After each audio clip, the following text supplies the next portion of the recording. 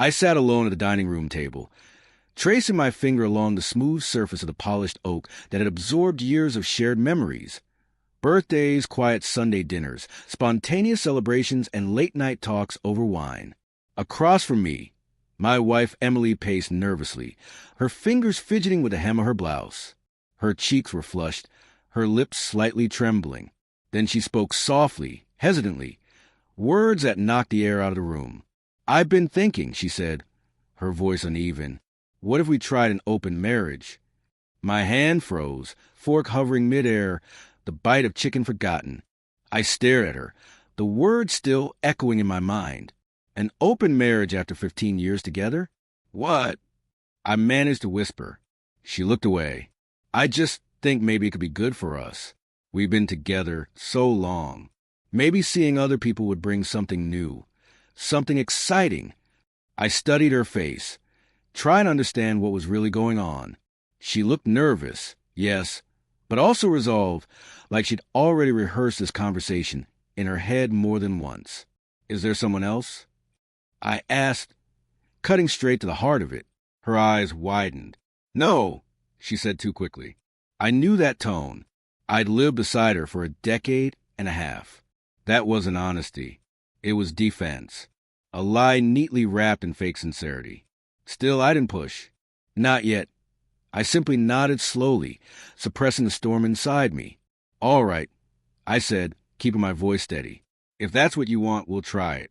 She looked relieved. Too relieved. That was all the confirmation I needed. She already had someone lined up, but she didn't know what I knew or what I planned to do. Over the next few weeks, I watched her transform, happier, lighter, always glued to her phone. Girls' nights, late work meetings, just grabbing coffee. I smiled and nodded through it all. But I wasn't naive. Being a software engineer has its perks. With minimal effort, I set up a tracking program on her phone. Quiet, invisible. Within days, I had access to her messages, call history, and GPS logs. One name kept showing up, Derek. He worked with her. Younger, fitter, smug, and full of himself, judging by his online presence.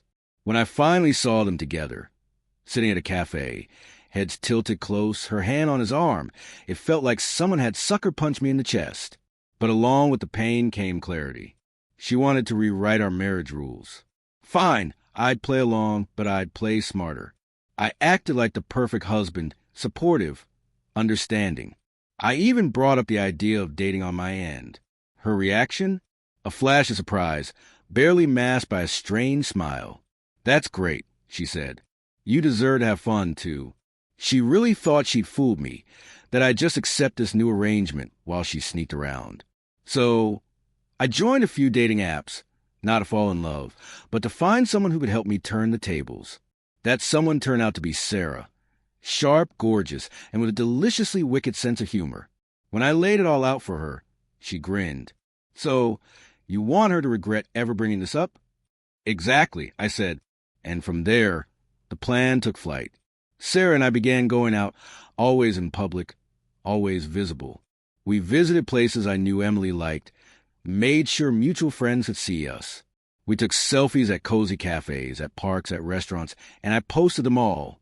Captions like "living fully at last" and "real connection is rare" were carefully chosen. Emily noticed.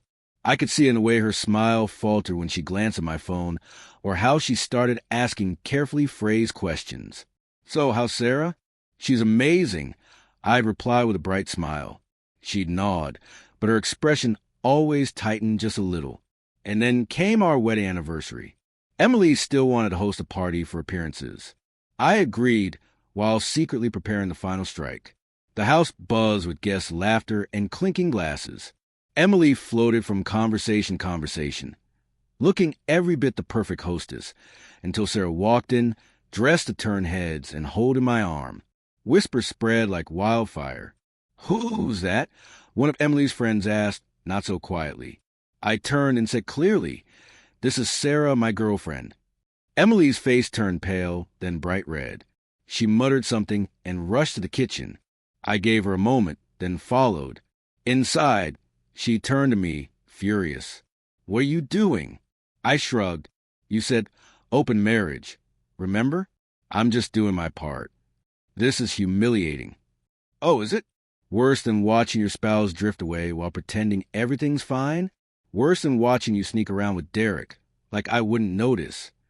Her face went blank. How did you? Doesn't matter. You wanted this. Now you've got it. Then I turned and walked back to the party, leaving her in stunned silence. Sarah and I enjoyed the evening while Emily stayed in the background, barely speaking. 1 week later, she asked for a divorce. I didn't hesitate. She thought she was ending things on her own terms, but she had no idea what she'd signed. Thanks to a tightly written prenup and the fact that infidelity voided her claims, she walked away with almost nothing. The house, the cars, the savings, all stayed with me. Last I saw of her, she was hauling boxes into a rented apartment alone. Derek was nowhere in sight. Turns out their little romance fizzled once the thrill of sneaking around was gone. As for me, Sarah and I are still together. What started as a plan for revenge slowly turned into something genuine.